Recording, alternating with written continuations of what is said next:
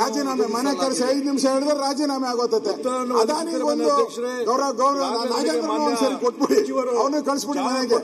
ಇದು ಕಾಂಗ್ರೆಸ್ ಪಾರ್ಟಿ ಇವತ್ತು ಒಂದು ರೀತಿ ಅಪರಾಧಿ ಸ್ಥಾನದಲ್ಲಿ ನಿಂತಿದೆ. ಅಪರಾಧಿ ಸ್ಥಾನದಲ್ಲಿದೆ. ನಾವು ಬರಗಾಲ ಚರ್ಚೆ ಬಗ್ಗೆ ನಾವು ರೆಡಿ ಇದ್ದೀರಿ, ಮಾತಾಡಕ್ಕೆ ರೆಡಿ ಇದ್ದೀರಿ. ಬರಗಾಲ ಚರ್ಚೆ ಬಗ್ಗೆ ನಾವು ರೆಡಿ ಇದ್ದೀರಿ, ನೈಸ್ ಬಗ್ಗೆ ರೆಡಿ ಇದ್ದೀರಿ, ಬಿಡದಿ ಬಗ್ಗೆ ರೆಡಿ ಇದ್ದೀರಿ, ರೇಷನ್ ಕಾರ್ಡ್ ರದ್ದು ಮಾಡಿದ್ದಾರೆ ಅದ್ರ ಬಗ್ಗೆನೂ ನಾವು ರೆಡಿ ಇದ್ದೀರಿ, 5 ತಿಂಗಳಿಂದ ಪೆನ್ಷನ್ ಕೊಟ್ಟಿಲ್ಲ ಅದ್ರ ಬಗ್ಗೆನೂ ನಾವು ರೆಡಿ ಇದ್ದೀರಿ.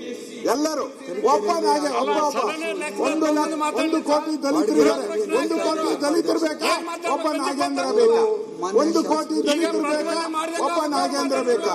ಕಾಂಗ್ರೆಸ್ ಅವರಿಗೆ ಒಬ್ಬ ನಾಗೇಂದ್ರ ಬೇಕು, 1 ಕೋಟಿ ದಲಿತರು ಬೇಡ. ಅದರಿಂದಲೇ ಇವತ್ತು ಇಷ್ಟೆಲ್ಲ ಪರಿಸ್ಥಿತಿ ಆಗ್ತಾ ಇದೆ ಅಧ್ಯಕ್ಷರೇ. ಇವತ್ತು ಕರ್ನಾಟಕದಲ್ಲಿ ದಲಿತರೆಲ್ಲ ಎದ್ದಿದ್ದಾರೆ, ದಲಿತರು ಎದ್ದಿದ್ದಾರೆ. ನಮ್ಮ ನ್ಯಾಯ ಕೊಡಿ, ನಮ್ಮ ದುಡ್ಡು 187 ಕೋಟಿ ನಮ್ಮ ಅಕೌಂಟ್ ಬರಬೇಕು, ಟ್ಯಾಕ್ಸ್ ಪೇಯರ್ಸ್ ಹಣ ನಮ್ಮ ಅಕೌಂಟ್ ಬರಬೇಕು.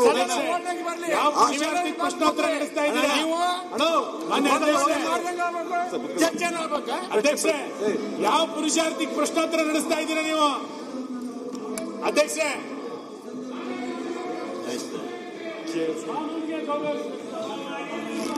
ಅಧ್ಯಕ್ಷ